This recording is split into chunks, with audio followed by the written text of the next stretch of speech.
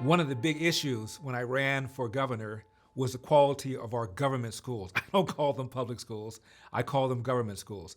I advocated for school choice. Why? Because 75% of black boys in California in our government schools cannot read at state proficiency levels, and those levels are low. Half of all third graders cannot. Well, there's been an earthquake in San Francisco, not a tectonic earthquake, but a political earthquake. The voters in that town, where only 6% of the voters are Republicans, have recalled 3 school board members by over 70% of the vote. These school board members include School board member Allison Collins is being called on to resign by virtually every San Francisco politician after tweets surfaced from before her election suggesting Asian Americans benefit by white supremacy and a stereotype of being the model minority. She apologized but said her words were taken out of context. Also surfaced were tweets that Collins wrote claiming that the Asian American community was not sufficiently angry at Donald Trump. What does this have to do with school board and school education? You tell me. In this rally with supporters, Collins is now defiant, calling the campaign against her a toxic political attack. I am a black woman. I'm a mother. I'm an educator. All of these legacies mean that I have no choice but to fight. And fight in court. Collins' attorney waiving a lawsuit just filed. We want them to issue a written apology that they misunderstood her words, that her words were not racist. The suit seeks some $80 million in damages from the district and 5 fellow board members who removed Collins as vice president and from committees. She wants those roles restored within a week. It's not good for your career to call Asian Americans promoting a white supremacist point of view, or whatever it was she said. And she lost her leadership positions as a result of that. Also recalled was Gabriela Lopez. And recalled was Faluga Maliga. Hope I'm pronouncing these names right. What did they do? Well, they spent a whole year debating on whether or not to rename some 44 schools, because after all, the schools are named after oppressors. You know, people like Abraham Lincoln, George Washington, even Dianne Feinstein. I kid you not.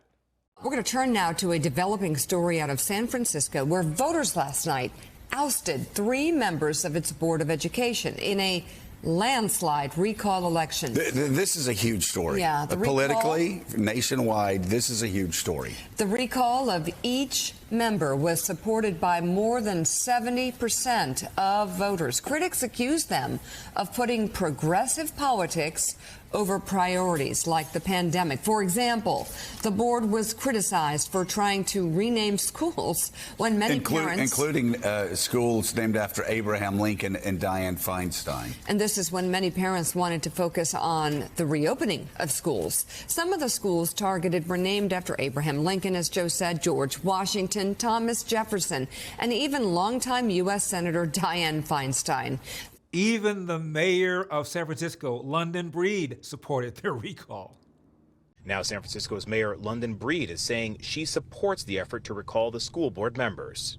They have become a distraction, and if they really genuinely cared about our kids, they would get out of the way and allow us to move forward with people who understand financial management, who understand the need to put children before anything, before politics. What does our current out-of-control inflation look like? Well, it looks like paying 47% more for fuel than a year ago. It looks like paying 41% more for the same used vehicle if you buy it this year instead of last. It looks like paying almost 10% more to feed your family. It looks like every dollar in your savings is worth less than it was a year ago. Hedge against the US dollar by investing in something with real value, gold and silver from Birch Gold. Precious metals have historically been a safe haven in times of inflation, and Birch Gold is the leader in converting IRAs and 401ks into a tax-sheltered IRA backed by silver and gold. With thousands of satisfied customers and an A+ rating with the Better Business Bureau, Birch Gold can help you protect your savings. Just go to birchgold.com/Larry now to get a no-cost, no-obligation info kit. This comprehensive 20-page guide reveals how gold and silver can protect your savings and how you can buy them under the umbrella of a tax-sheltered account. So, do it right now. Go to birchgold.com/Larry. That's BIRCH gold.com/Larry. Then there's the issue of Lowell High School. Lowell High School is probably the finest public high school in the state of California. Lowell High School in San Francisco excels in everything from music to math. Motivated, hard-driving, and talented students have propelled this four-year institution to the top tier of national public school rankings. Its graduates include scientists, politicians, entertainers, and a Supreme Court justice. Chrislyn Earl, here in a psychology class, is a senior. I wouldn't imagine myself at any other school, to be honest. You know, this school really builds you for the next step in the next chapter in your life. Now, Lowell High School has always had an admissions exam. As a result, the majority of the student body, Asian American. And apparently that's not sufficiently diverse, inclusive, and enough equity for the school board members who've now been recalled.